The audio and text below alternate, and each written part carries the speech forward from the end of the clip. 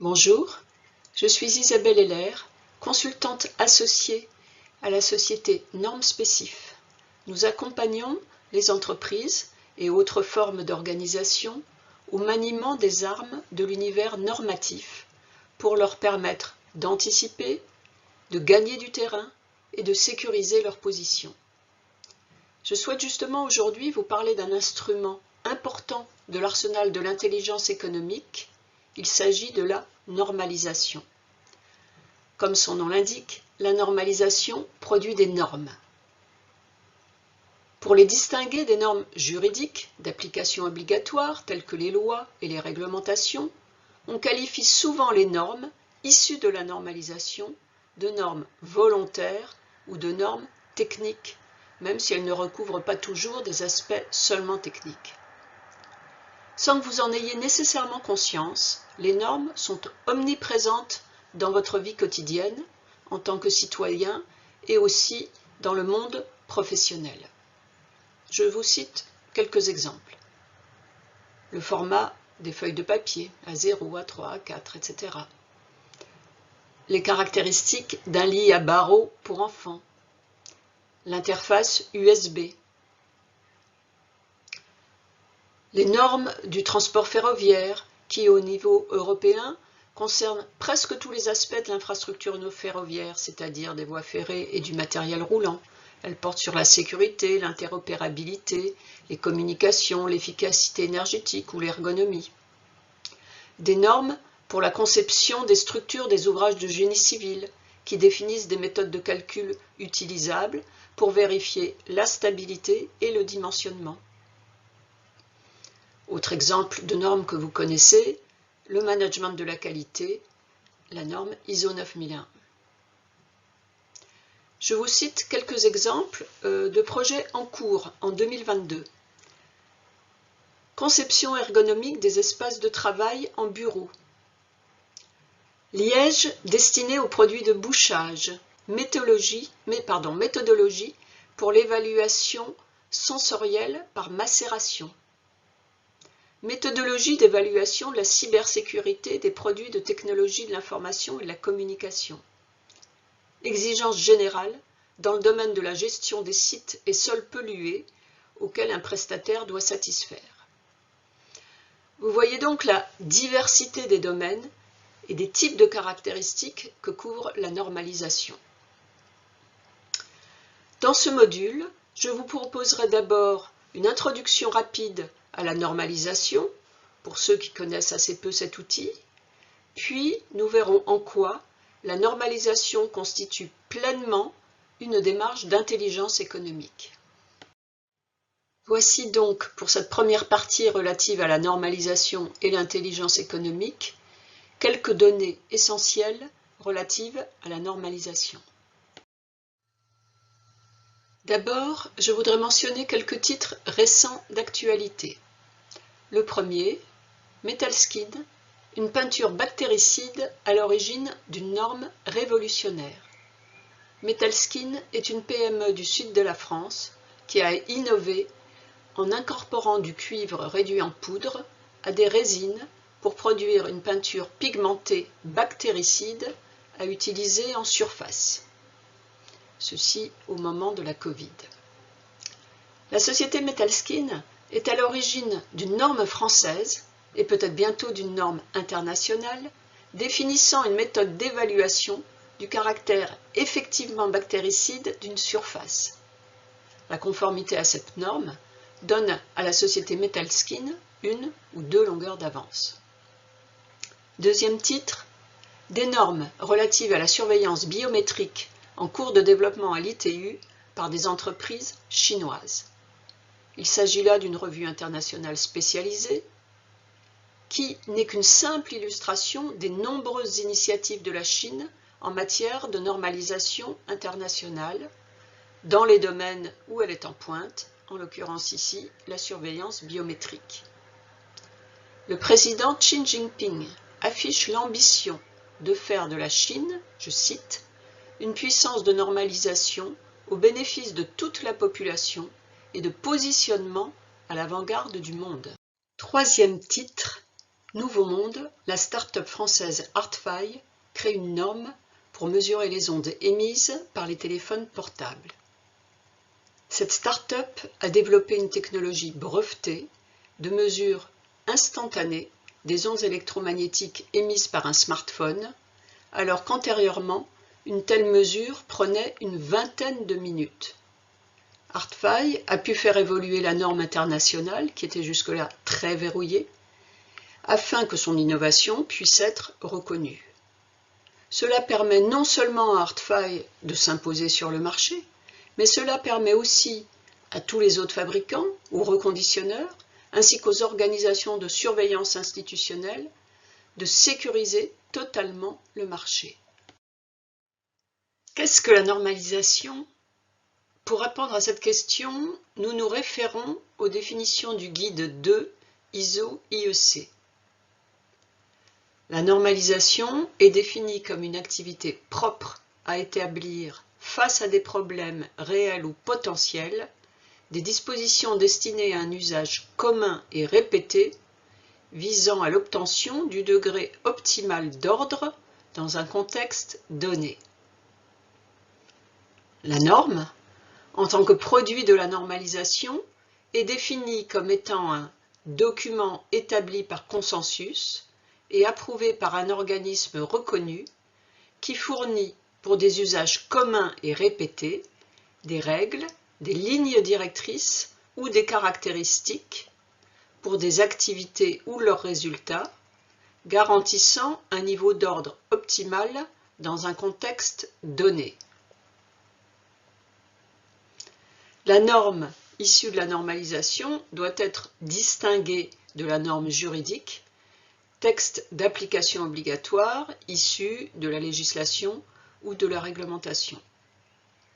En anglais, le terme correspondant est standard, qui risque moins de prêter à confusion. Quels sont les principes essentiels de la normalisation ?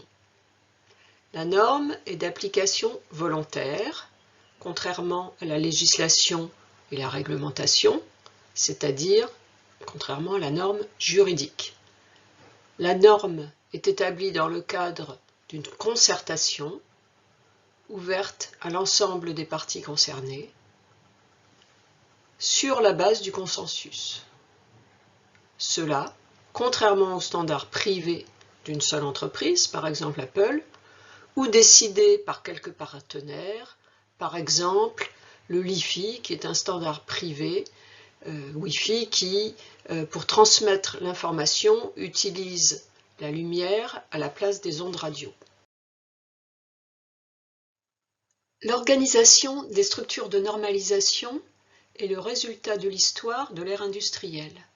Elle comprend 3 secteurs: les télécommunications, pionnières en normalisation avec le télégraphe à la fin du XIXe siècle, puis les électrotechnologies lors de la mise en œuvre des premières infrastructures électriques au début du XXe siècle, puis tous les autres secteurs que l'on appelle la filière générale.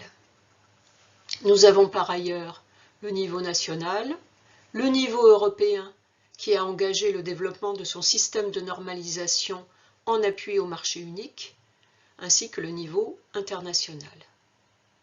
En France, c'est l'Association française de normalisation AFNOR, ainsi que 21 bureaux de normalisation sectoriels qui sont en charge de la normalisation générale. Dans le domaine des électrotechnologies, c'est le comité électrotechnique français établi au sein d'AFNOR. Au niveau européen, nous avons le CEN, le CENELEC et l'ETSI pour les télécommunications. Et à l'international, l'ISO, l'IEC et l'ITU. Pour la filière générale comme pour la filière électrique, il y a une organisation membre par pays, tandis que dans le domaine des télécommunications, ce sont des membres individuels, que ce soit des entreprises ou des institutionnels. Une organisation par pays, filière générale, filière électrique, signifie que les décisions sont prises sur la base des votes de chacun des pays. Il faut noter qu'une immense majorité des normes françaises sont d'origine européenne ou internationale. Comment fonctionne la normalisation et donc comment exercer son influence? Voici un schéma synthétique du processus de normalisation, limité ici au niveau national français.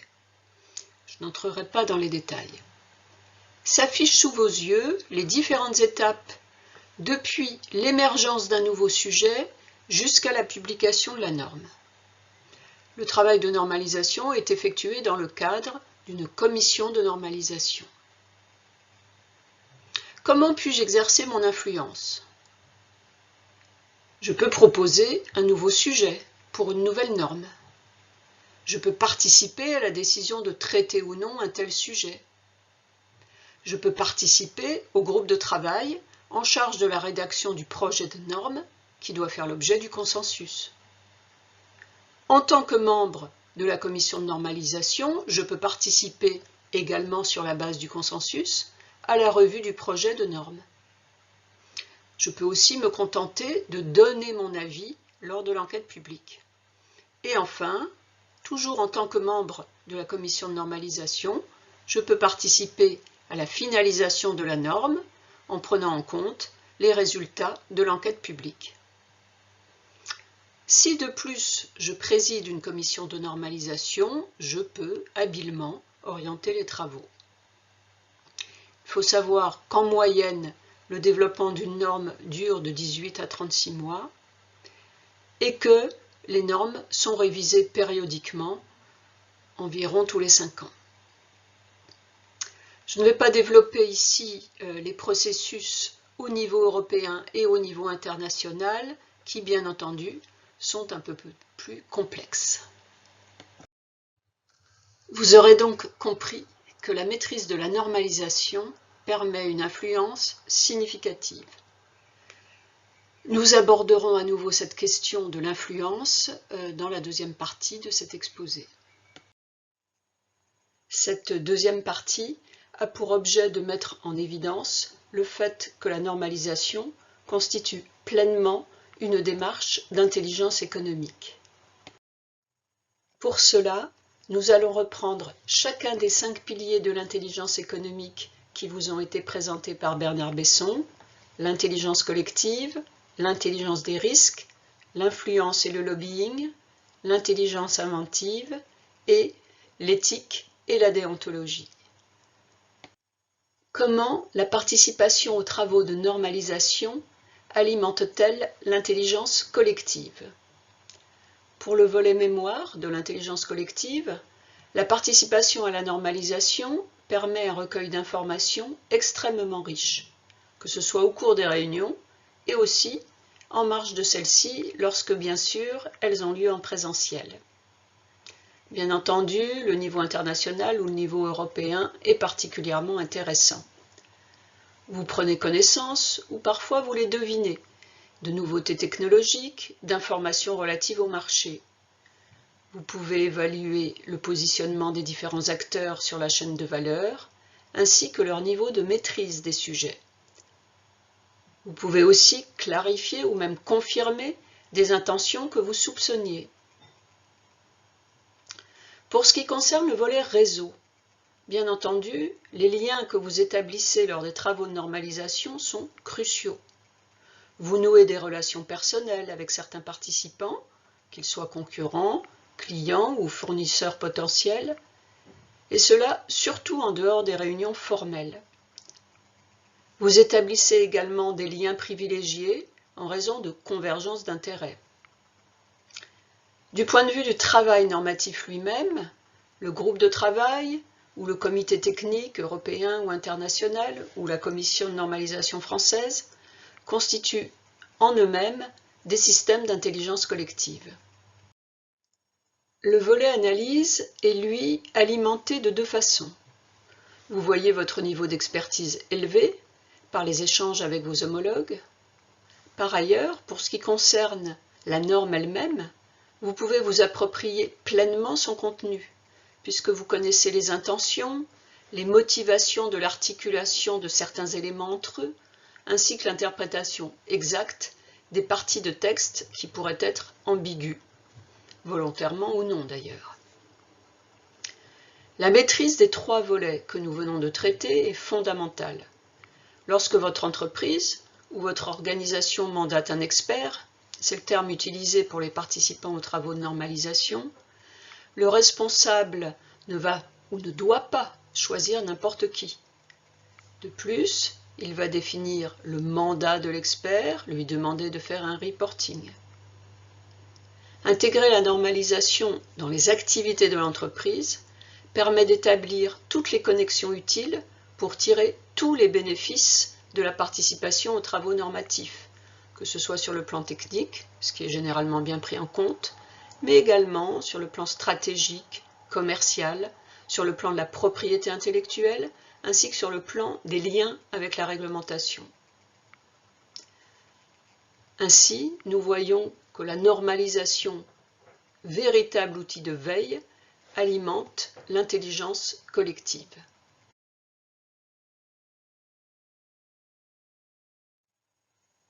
L'intelligence des risques, comme vous l'avez déjà vu, s'appuie sur des normes internationales. Les différentes séries de normes, qui sont des normes transverses, sont présentées sur la plateforme dans la vidéo référentiel normatif de l'intelligence des risques, ainsi qu'au niveau du glossaire. Il faut noter que certaines de ces normes sont complétées par des normes plus sectorielles. Par exemple, la norme IEC 62443 relative à la sûreté des systèmes d'automatisation ou de commande industrielle. D'une façon beaucoup plus générale, une très grande partie des normes ont, par essence, pour objet de maîtriser des risques en termes de sûreté et de sécurité. On a parlé de l'écartement des barreaux de lit pour enfants, on peut parler des atmosphères explosives, des risques environnementaux de toutes sortes, ainsi que des normes relatives aux équipements de sécurité eux-mêmes, tels que des disjoncteurs, des dispositifs de protection contre l'incendie, des casques, etc. Par essence, la participation à l'élaboration d'une norme constitue une action d'influence. Typiquement, l'influence normative relève de l'influence programmée pour répondre à des objectifs fixés au sein de l'organisation. Compte tenu du mode de fonctionnement de la normalisation, je vais devoir tenir compte de la finalité des autres pour définir ma propre tactique. Enfin, si je reprends l'exemple du revêtement bactéricide, je vais inscrire mon action de normalisation dans un plan d'influence plus large, par exemple marketing, pour communiquer sur la différenciation de mes solutions. Participer à l'élaboration des normes, c'est exercer de façon offensive ou défensive une influence directe sur l'existence et sur le contenu des normes. Je peux pousser une norme, je peux tenter de la freiner, je peux tenter de retarder son aboutissement. Je peux aussi tenter d'influencer les positions d'autres acteurs en vue de nouer des alliances.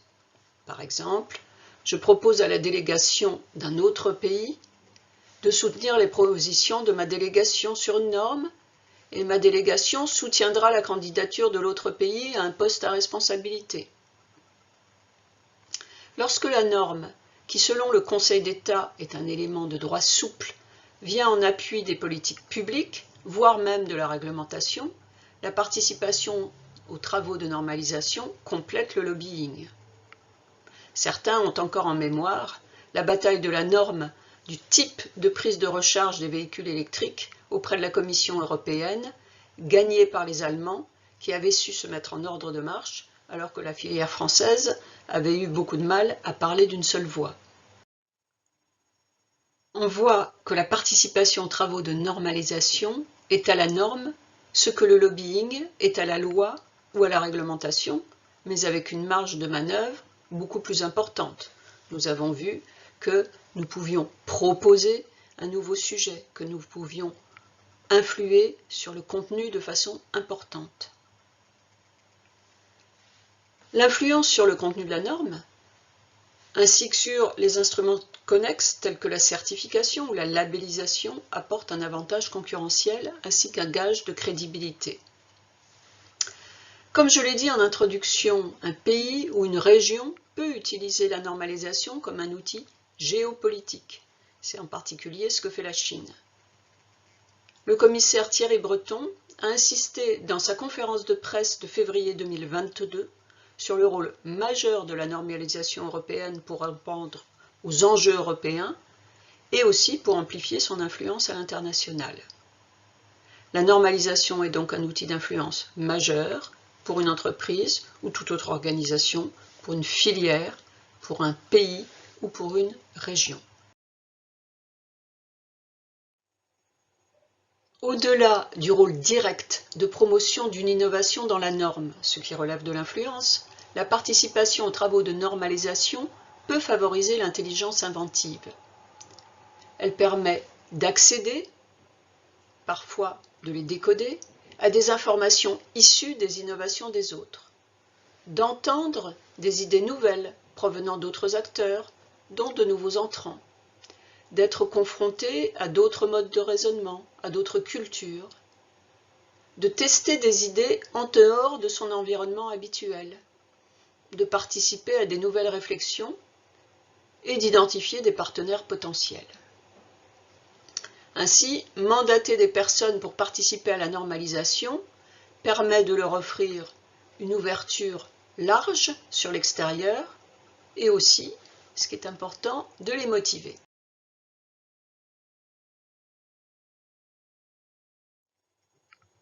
L'éthique et la déontologie sont présentes en normalisation. Comme nous l'avons vu, l'activité de normalisation est encadrée par des règles mettant en œuvre des principes et des valeurs. La concertation, le consensus, l'ouverture aux parties intéressées, en particulier par le biais d'enquêtes publiques, la transparence des programmes de travail et des règles de fonctionnement, l'impartialité des opérateurs de normalisation et aussi l'engagement des participants, en particulier ceux qui occupent des fonctions particulières, les présidents de commissions, de comités, les animateurs de groupes de travail, à respecter les règles. En interne à l'entreprise, la participation aux travaux de normalisation doit ou devrait être reconnue, prise en compte dans la définition de fonction, évaluée et valorisée. Nous avons donc vu ensemble que la normalisation recoupe complètement les 5 piliers de l'intelligence économique. Je rappelle, la normalisation est un outil de veille important. La participation aux travaux de normalisation alimente l'intelligence collective. L'intelligence des risques s'appuie sur des normes élaborées dans le cadre de travaux de normalisation. Participer à la normalisation constitue par nature une action d'influence qui complète le lobbying. La participation aux travaux de normalisation peut favoriser l'intelligence inventive. Enfin, la normalisation est régie par l'éthique et la déontologie. En conclusion, la normalisation fait donc bien partie de l'arsenal de guerre économique, à condition, bien sûr, de savoir manier cette arme.